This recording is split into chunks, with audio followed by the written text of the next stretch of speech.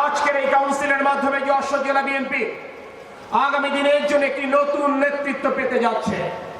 যেই নেতৃত্ব এই দীর্ঘ ফ্যাসিবাদ বিরোধী আন্দোলনে বাংলাদেশ জাতীয়তাবাদী দলের যশোর জেলা সংসদ যেভাবে অঙ্গ এবং সহযোগী সংগঠনকে সাথে নিয়ে ঐক্যবদ্ধভাবে রাজপথের আন্দোলনে কামিয়াব হয়েছিল, আমি বিশ্বাস করি নতুন নেতৃত্ব একইভাবে বাংলাদেশ জাতীয়তাবাদী দলে সকল শ্রেণী পেশার মানুষকে একতাবদ্ধ করে আগামী দিনের সুষ্ঠু নির্বাচনে বৈতরণীতে জাতীয়তাবাদী দলের প্রার্থীদেরকে কামিয়াব করবে। প্রশ্ন উঠতে পারে, কেন এই নির্বাচনে জয়লাভ করবার জন্য সকল প্রস্তুতি নিতে হবে?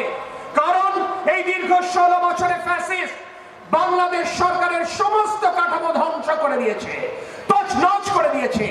সেই কাঠামো মেরামত করতে হবে, সেই কাঠামো সংস্কার করতে হবে এবং সেই মেরামত এবং সংস্কারের রূপরেখা আমাদের প্রিয় নেতা তারেক রহমান ইতোমধ্যে 31 দফার মাধ্যমে ঘোষণা করেছেন।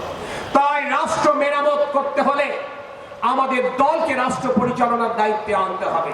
আমি বিশ্বাস করি দীর্ঘ 16 বছরে এই যশোরের মানুষ, এই দক্ষিণাঞ্চলের মানুষ, এই বাংলাদেশের মানুষ দেখেছে বাংলাদেশের মানুষের অভাব অভিযোগে বাংলাদেশের রাজনৈতিক দলই নিরবিচ্ছিন্নভাবে মানুষের পাশে ছিল, সেটি হচ্ছে বাংলাদেশ জাতীয়তাবাদী দল।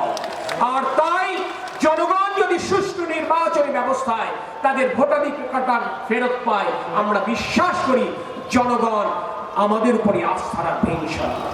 এখানে বহু রাজনৈতিক দলের নেতাকর্মীরা রয়েছেন যারা যুগপথে আন্দোলনের সাথী ছিলেন। আপনাদের সকলের প্রতি শ্রদ্ধা নিবেদন করে জানাতে চাই, আমাদের প্রিয় নেতা তারেক রহমান বলেছেন, ফ্যাসিবাদ বিরোধী দীর্ঘ আন্দোলনে যে সমস্ত রাজনৈতিক দল আমাদের সহযাত্রী ছিলেন, রাষ্ট্র পরিচালনার দায়িত্ব যদি জনগণ বাংলাদেশ জাতীয়তাবাদী দলের উপর দেয়, ইনশাআল্লাহ ফ্যাসিবাদ বিরোধী আন্দোলনে সাথীদেরকে সাথে নিয়েই আমরা সরকার গঠন করব।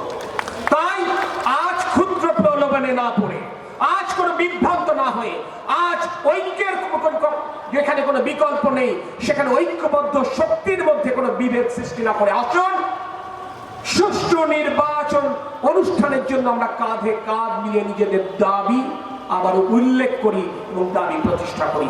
ইনশাআল্লাহ বাংলাদেশের জনগণের বিজয় সুনিশ্চিত।